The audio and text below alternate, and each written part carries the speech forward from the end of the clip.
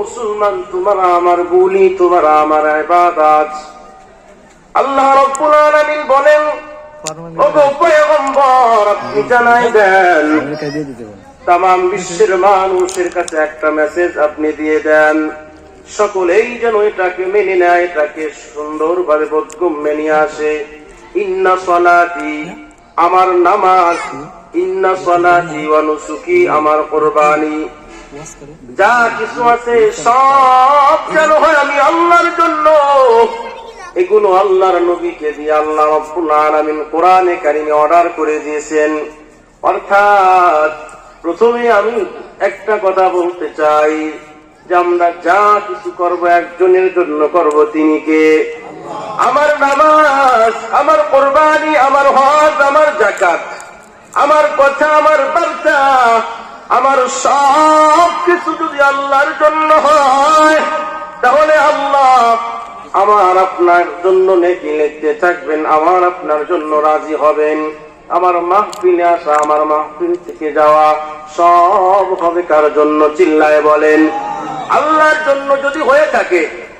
আল্লাহর নবী হাদিসের মধ্যে বলে দেয়, যদি আল্লাহর বান্দারা কোরআনের মাহফিলে আল্লাহ তাআলার সন্তুষ্টির জন্য আসে, তাহলে প্রতিটা কদমে আল্লাহ তাআলা একটা করে নেকি লিখে দেন, নেকি লিখে দেন। আর এর প্রতিটা কদম থেকে নেকি লিখে দেওয়ার পরে আল্লাহ রাব্বুল আলামিন আমার আপনার প্রতিটা কদমে কদমে একটা করে গুনাহ মাফ করে দেন। বলেন সুবহানাল্লাহ। তাহলে আমি হাদিসও পড়ছি কিন্তু এই সম্পর্কে আল্লাহর নবী হাদিসের মধ্যে বলেন, ইন্নামাল আ'মালু বিন্নিয়াত, মানুষের প্রত্যেকটা কাজ এটা নিয়তের উপর নির্ভর করে। কিসের উপরে নির্ভর করে? নিয়তের উপর নির্ভর করে। যদি আপনি আমার নিয়তটা সহি করতে পারি, ঠিক করতে পারি, তাহলে আমার আপনার কাজ, আমার আপনার আমল যদি অল্প হয়, তাহলে এর বদলা আল্লাহ তাআলা উত্তম প্রতিদান দান করবেন। বলেন সুবহানাল্লাহ। এই জন্য আমাদেরকে প্রথমেই আমি বলে নেই, যে কোনো কাজ করব নিয়তকে সহি করব। নিয়ত যদি সহি না করে আপনি কাজ করেন, হাজার কাজ করে তার কোনো উত্তম প্রতিদান পাবেন না। আর আপনি নিয়তকে যদি সহি করেন, খালেস করেন, তাহলে অল্প কাজের মধ্যেই আল্লাহ তাআলা আমাকে আপনাকে পূর্ণ প্রতিদান দান করবেন। বলেন সুবহানাল্লাহ। এই যে সুবহানাল্লাহ বললাম, এটা যদি নিয়তকে সহি করে আল্লাহ তাআলা সুবহানাল্লাহর কত দাম দিয়েছেন। নবীজি হাদিসের মধ্যে বলে, কেউ যদি ইখলাসের সাথে একবার সুবহানাল্লাহ বলে, তাহলে জমিন থেকে নিয়ে আসমান পর্যন্ত যতটুকুন খালি জায়গা, এগুলো সব যদি স্বর্ণ অলংকার দিয়ে ভরপুর করে দেওয়া হয়, আর এগুলা সব যদি আল্লাহর রাস্তায় সদকা করে দেওয়া হয়, যতটুকুন সওয়াব হবে তার থেকে বেশি সওয়াব হবে একবার সুবহানাল্লাহ বলে। আরো একবার বলি সুবহানাল্লাহ। তাহলে লাভ না লস? ভাই লাভ। অন্য হাদিসের মধ্যে নবীজি বলেন, নিয়াতুম মুমিন খায়রুম মিন আমালিহি, মুমিনের সমস্ত আমল, সমস্ত কাজই তো আমল হবে। মুমিনের নিয়তের কারণে সমস্ত কাজ এটা আমলে রূপান্তরিত হয়ে যাবে। তবে আমাদের কাজটা করতে হবে ভালো করে। খেয়াল করি, হযরতে সাহাবা একরাম রিদওয়ানুল্লাহ তাআলা আলাইহিম আজমাইনদের মতো। কারণ নবীজি একটা হাদিসের মধ্যে বলেন, ইন্না আসহাবিকান নুজুম ফাবিআইয়িহিম ইকতাদাইতুহুম ইহতাদাইতুহুম, আমার প্রতিটি সাহাবী এরা হলো এক একটা নক্ষত্রের মতো। তোমরা যদি একজন সাহাবীকে এইরকম অনুকরণ করো, তোমাদের জিন্দেগিটা ধন্য হয়ে যাবে। বলে সুবহানাল্লাহ।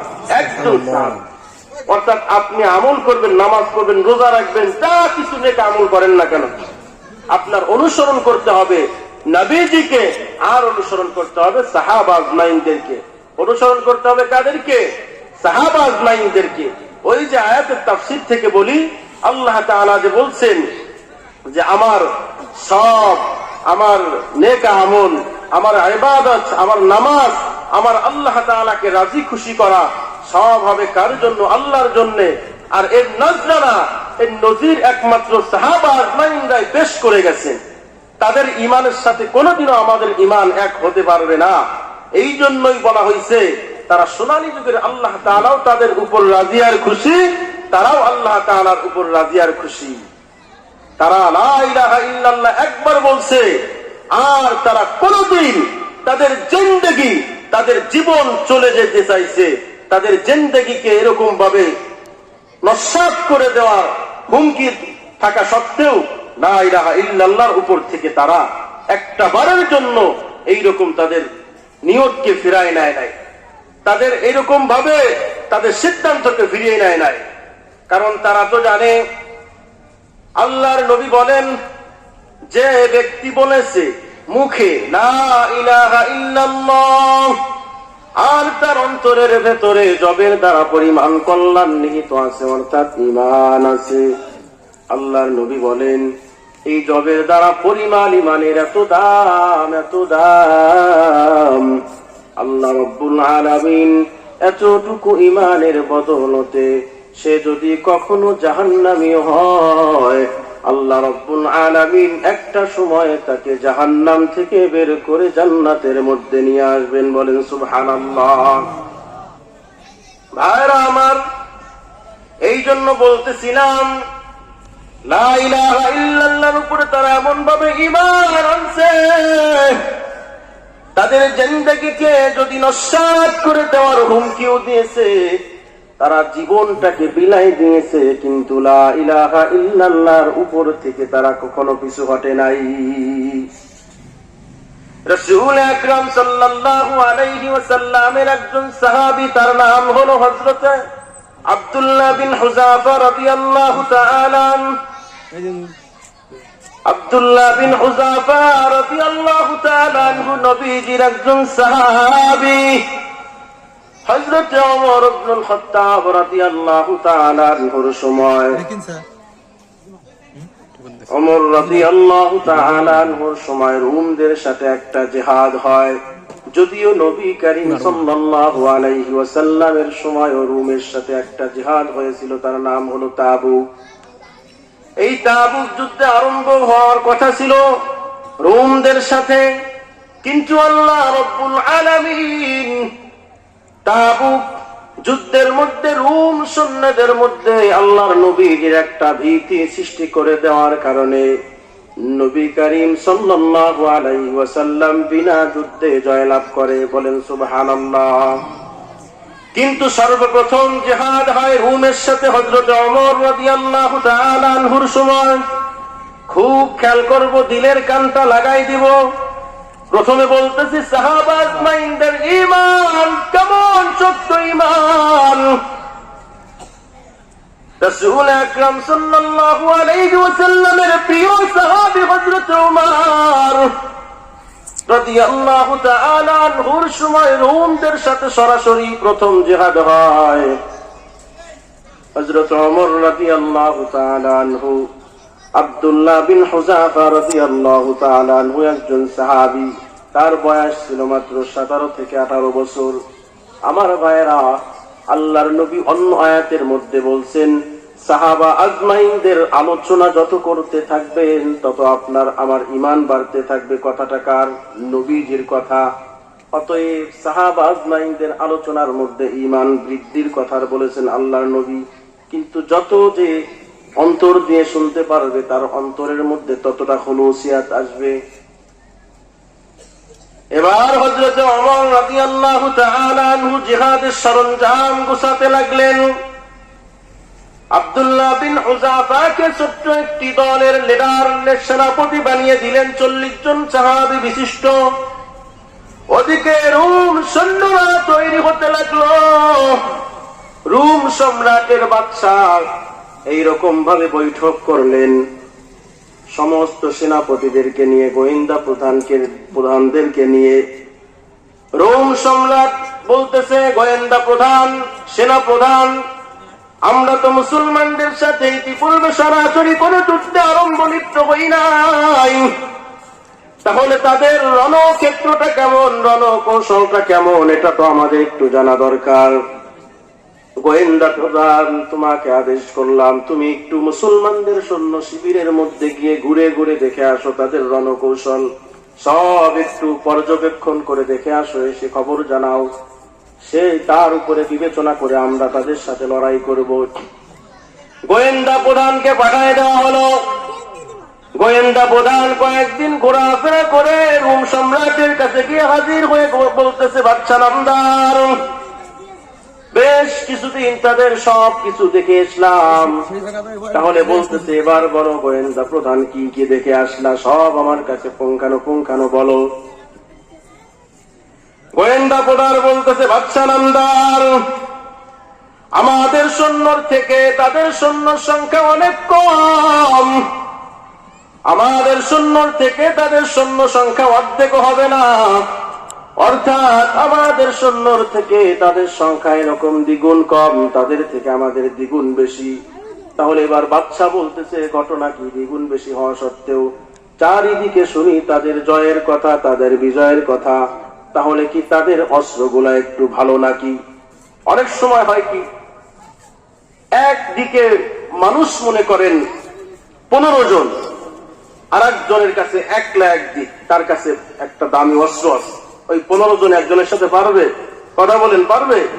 একজনের কাছে একটা অস্ত্র, আর একদিকে 15 জন খালি হাতে।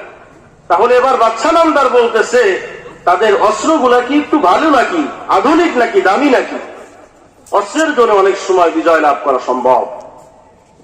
বলতেছে, না বাদশা নামদার, আমাদের অস্ত্র চাইতে তাদের অস্ত্রগুলা আরো কম দামি, আরো কম মানের অস্ত্র। তাহলে বলতেছে, ঘটনা কি আমাদের থেকে সৈন্য সংখ্যাও তারা কম, অস্ত্রের দিক থেকে তারা এরকম ভাবে নিম্ন শ্রেণীর, তাহলে কিভাবে তাদের এরকম চারিদিক থেকে জয়ের কথা শুনি, বিজয়ের কথা শুনি? এবার গোয়েন্দা প্রধান বলতেছে, বাদশা নামদার, তাদের বিজয়ের জয়ের 2টা কারণ আমি বের করছি। 1 নম্বর কারণ হলো, তারা যখন জিহাদের ময়দানে যায়, তারা জিহাদের ময়দান থেকে এইরকম জীবিত ফিরতে রাজি না, হয়তো শহীদ নয়তো গাজী, জিহাদের ময়দান থেকে তারা জীবিত ফিরতে রাজি নয়। সুবহানাল্লাহ বলে। বলে কি বলো তুমি গোয়েন্দা প্রধান? আরে বেটা, মানুষ তো বাঁচতে চায়, আর এরা কোন জগতের মানুষ? এরা মরতে চায়। ঘটনা কি? এদের কি বিবি বাচ্চা নাই, সন্তান সন্ততি নাই? এদের কি এরকম ভাবে দুনিয়ার কোনো বেঁচে থাকতে ইচ্ছা করে না? দুনিয়ার কোনো চাহিদা এদের নাই? বলতেছে, বাদশা নামদার, সব এদের মধ্যে আছে। এরাও তো এক সময় আমাদের মতো এরকম দুনিয়ার পাগল ছিল, স্ত্রীর পাগল ছিল, সন্তান সন্ততির পাগল ছিল। কিন্তু এরা যখন বিশ্বনবীর ছোঁয়ায় নিজেদের জীবনটা বিশ্বনবীর কাছে আত্মসমর্পণ করলো, তামাম দুনিয়াকে লাথি মেরে, দুনিয়াকে তুচ্ছ মনে করে এদের কাছে আখিরাতটাই বেশি প্রাধান্য দিতে লাগলো। বলতেছে, বলো কি, এরা কেমন জগতের মানুষ? এদের মৃত্যুকে এরা এরকম ভাবে আপন করে নিয়েছে। কারণ শহীদ মৃত্যু, এটা তো এমন এক মৃত্যু, এই মৃত্যুর স্বাদ যে একবার গ্রহণ করছে, সে বারবার এই মৃত্যুর স্বাদ আস্বাদন করার জন্য তৈরি হয়ে যায়। বলেন সুবহানাল্লাহ। এই জন্য তো হযরত ওমর রাদিয়াল্লাহু তাআলা আনহু যখন দোয়ার মধ্যে হাত তুলতেন, সর্বদা তিনি একই দোয়া বারবার করতেন, ওগো আল্লাহ, যখন আমার মৃত্যু দাও, শহীদি মৃত্যু দান করিও। মরতেই হবে যখন, শহীদি মরণ দিও আমাকে। শাহাদাত জানি শুধুই জীবন, শাহাদাত জানি শুধুই জীবন, সে জীবন দিও আমাকে। মরতেই হবে যখন, শহীদি মরণ দিও আমাকে। আমাকে শহীদ করে সেই মিছিলে শামিল করে নিও, যেই মিছিলের নেতা আমির হামজা, খোবায়েব খাব্বাব। এই জন্য বলতেছে তাদের অন্তরের মধ্যে শহীদ মৃত্যুর তামান্না এতটাই বেশি, কারণ তারা দুনিয়া থেকে ত্যাগ করার পরেই তাদের জান্নাতের চিন্তা। এই জন্য তারা মৃত্যুকে এত সাদরে গ্রহণ করে নিয়েছে। বাদশা একটু অবাক হলেন, বলে তাহলে তুমি একটা কাজ করো, গোয়েন্দা প্রধান, সেনা প্রধানকে জানিয়ে দাও, এদের একটা সৈন্যকে বা এদের কোন একটা দলকে যদি জীবিত এইরকম আটক করতে পারো জিহাদের ময়দানে, তাহলে রাজ দরবারে আমার কাছে নিয়ে আসবা, আমি এদের ঈমান একটু পরীক্ষা করে দেখতে চাই। আর বলতেছে আমাদের পরাজয়ের একটা কারণ হলো বাদশা নামদার, আমাদের সৈন্যদেরকে তো টাকা পয়সার মাধ্যমে জিহাদে পাঠানো হয়, যেই কারণে প্রতিপক্ষর কঠোর চাপের কারণে, কঠোর এইরকম মুখোমুখির কারণে তারা পলায়ন করতে বাধ্য হয়। কিন্তু তারা তৈরি হয়ে যায় এইরকম হয়তো শহীদ নয়তো গাজী, তারা জিহাদের ময়দান থেকে জীবিত ফিরতে রাজি নয়। জিহাদের ময়দান আরম্ভ হয়ে গেল। ওইদিকে রাসূল আকরাম সাল্লাল্লাহু আলাইহি ওয়াসাল্লামের প্রিয় সাহাবী হযরত ওমর রাদিয়াল্লাহু তাআলা আনহু, আব্দুল্লাহ বিন হুযাফা রাদিয়াল্লাহু তাআলা আনহুকে দিয়ে 40 জন সাহাবী বিশিষ্ট একটা সেনা দল, এইরকম দলকে পাঠিয়ে দিলেন। যুদ্ধের ময়দানে একটা পর্যায়ে আব্দুল্লাহ বিন হুযাফার দলটা 40 জন সহ তিনি এরকম আটক হয়ে গেলেন। এবার বাদশার কাছে রাজ দরবারে খবর এলো যে একটা দলকে এইরকম ভাবে, মুসলমানদের একটা দল আমরা আটক করতে পারছি। বলে ঠিক আছে, আগামীকাল তোমরা রাজধানীতে নিয়ে আসো।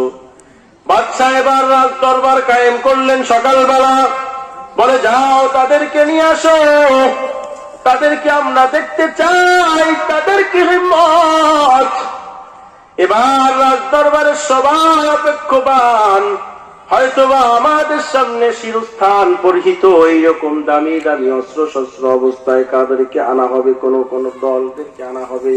কিন্তু যখন সকালবেলা আব্দুল্লাহ বিন হুযাফা আরে সাহাবীরা যাদের অনেককে এইরকম আল্লাহ রাব্বুল আলামিন দুনিয়া থেকে জান্নাতের সার্টিফিকেট দিয়ে দিয়েছেন, আল্লাহ তাআলার নবীর পরে যেই সমস্ত সাহাবীদের মর্তবা মর্যাদা, এই সকল মানুষগুলা যখন বাদশার রাজ দরবারে ঢুকলো, বাদশার রাজ দরবারে সবাই তো চিন্তা করছিল মনে হয় শিরস্থান পরিহিত এইরকম লৌহ বর্ম পরিহিত দামি তলোয়ার বিশিষ্ট কিছু লোক দেখতে পাবো। কিন্তু দেখা গেল যখন বাদশার দরবারে তারা ঢুকলো, অনেক সাহাবীর এইরকম ভাবে জামা সেরা, এইরকম গায়ের মধ্যে জামায় পটি লাগানো, অনেকের তো দেখা যায় পায়ের মধ্যে জুতা পর্যন্ত নাই। সুবহানাল্লাহ। এবার বাদশা নামদার বলতেছে, রোম সম্রাটের বাদশা, তোমাদের এই দলের মধ্যে সেনাপতিকে, সেনা প্রধানকে? আব্দুল্লাহ বিন হুযাফা 17-18 বছরের যুবক সাহাবী দাঁড়ায় গিয়ে বলতেছেন, আমি এদের সেনাপতি, আল্লাহর পয়গম্বরের প্রিয় সাহাবী, আমাদের আমিরুল মুমিনিন হযরত ওমর রাদিয়াল্লাহু তাআলা আনহুর ফয়সালাকৃত আমির হচ্ছে আমি আব্দুল্লাহ বিন হুযাফা এই গ্রুপের। এবার বলতেছে ঠিক আছে, তুমি আমার নিকটে আসো। রোমের বাদশা আব্দুল্লাহ বিন হুযাফাকে নিকটে গিয়ে তার চেয়ারের পাশে বসাইলেন। ওই দরবারের সবাই তো চমকে গেলেন, একটু আশ্চর্য হয়ে গেলেন, একটু অবাক হয়ে গেলেন। ঘটনা কি? কারণ রোম সম্রাট তো জানাতানা কোনো কথা না। রোম সম্রাটের পাশে বড় বড় রাজধানীর এইরকম রাজপ্রধানরা এরকম ভাবে অন্য দেশের সম্রাটরা বসার জন্য একটু সুযোগ খুঁজে। কেউ যদি রোম সম্রাটের পাশে বসতে পারে নিজেদেরকে ধন্য মনে করে। আর বাদশার দরবারে একদল এক শ্রেণীর লোক, নিম্ন শ্রেণীর লোক, তাদের বিবেচনায় আটক হয়েছে। আর বাদশাহ তাকে এইরকম ভাবে সাদরে, এইরকম আদরের সাথে গ্রহণ করে কেন কাছে ডাকলো? এবার রোম সম্রাটের বাদশা বলতেছে, আব্দুল্লাহ শোনো শোনো, কানটা লাগায় দাও আমার মুখের কাছে। ওগো আব্দুল্লাহ, তোমাকে কয়েকটা কথা বলতে চাই। যখন আমি তোমার সাথে কথা বলতে লাগলাম, তোমার প্রতি আমার একটা মায়া চলে আসছে, তোমার প্রতি আমার একটা মায়া কাজ করছে। ও গো আব্দুল্লাহ, তুমি কি এইখান থেকে মুক্তি পেতে চাও? শোনো, তাহলে তোমাকে শুধু মুক্তি দিব না, সাথে সাথে তোমার সাথে যেই মুসলমান কয়েদিরা এরকম আটক হয়েছে সবাইকে মুক্তি দেব। তবে কয়েকটা শর্ত আছে। তবে কি আছে? কয়েকটা। তোমাকে মুক্তি দেব, কিন্তু আমার কয়েকটা শর্ত আছে। দেখেন সাহাবা আজমাইনদের ঈমান, 17-18 বছরের একজন যুবক সাহাবী, তারা আল্লাহর জন্য কিভাবে কোরবানি করছে নিজেদের। আমাদের অবস্থা কি? এই ঈমান নিয়ে আমরা দাবি করি মুসলমান, এই ঈমান নিয়ে আমরা জান্নাতে যাইতে চাই, এইরকম ভাবে আল্লাহর কাছে পার হইতে চাই। আর তাদের ঈমানের কি অবস্থা? তারপরেও তারা বলতেছে হায়